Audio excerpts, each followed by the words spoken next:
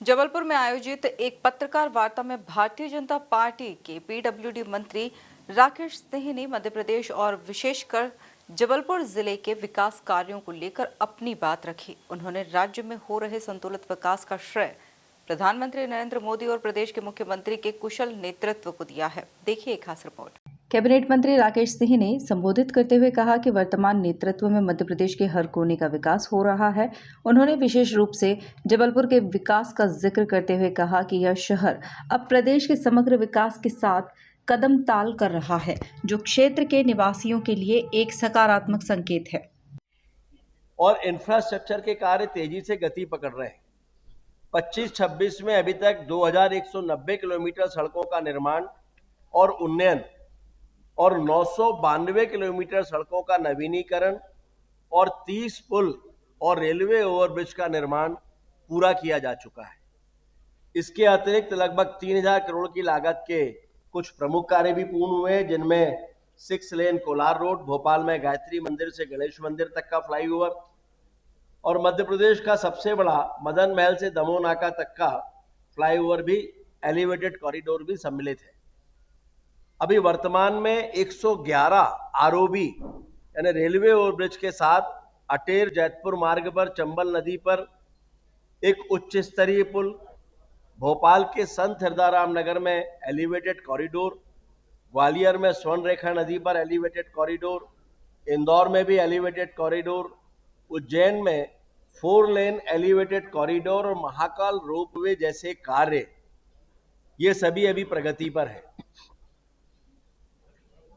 हम ये भी जानते हैं कि अगर राज्यों का मनोवांछित विकास करना इंफ्रास्ट्रक्चर के क्षेत्र में, तो केवल और केवल राज्य के अपने संसाधनों से ये नहीं किया जा सकता और इसीलिए इंफ्रास्ट्रक्चर के कार्य तीव्र हों, गुणवत्तापूर्ण हो, उस दृष्टि से हाइब्रिड एन्युटी मॉडल इसको अपनाया गया है। पिछले 2 सालों में इस मॉडल के अंतर्गत 12,676 करोड़ रुपए की लगभग लागत वाली सड़क परियोजनाओं को भी स्वीकृति दी गई है और मध्य प्रदेश के समग्र विकास के लिए लोक निर्माण विभाग ने रोड नेटवर्क मास्टर प्लान भी तैयार करने की प्रक्रिया प्रारंभ कर दी है। प्रधानमंत्री नरेंद्र मोदी के प्रति आभार व्यक्त करते हुए उन्होंने कहा कि प्रधानमंत्री नरेंद्र मोदी ने विकास को लेकर जो एक नई सोच देश के सामने रखी है और जो संसाधन उपलब्ध करवाए हैं, उसी के आधार पर मध्य प्रदेश तेजी से विकास करने वाले राज्यों की श्रेणी में मजबूती से खड़ा हो रहा है। क्षतिग्रस्त पुलों का पुनर्निर्माण योजना के अंतर्गत 1766 पुल और पुलियों के निर्माण के लिए 4572 करोड़ की योजना स्वीकृत की गई है, जिसमें वित्त वर्ष 26-27 में 900 करोड़ का प्रावधान है। 26-27 में सड़कों और पुलों के निर्माण और संधारण के लिए 12,690 करोड़ की राशि का प्रावधान किया गया है। बजट काफी विस्तारित है, लेकिन मैंने उसमें से कुछ विशेष बिंदु लेकर उनके बारे में जानकारी दी है। आपको विस्तारित कॉपी भी साथ में हम देने वाले हैं। और इस बार के बजट में स्वाभाविक है कि आप सबकी अपेक्षा होगी कि जबलपुर के लिए क्या रहा है। तो जबलपुर जिले के लिए कुल 34 निर्माण कार्यों को लोक निर्माण विभाग ने सम्मिलित किया है, जिनकी लागत लगभग 382 करोड़ रुपए है। ये प्रावधान जिले की सड़क और परिवहन अधोसंरचना को मजबूत बनाने की दिशा में एक महत्वपूर्ण और ऐतिहासिक कार्य होने वाला है,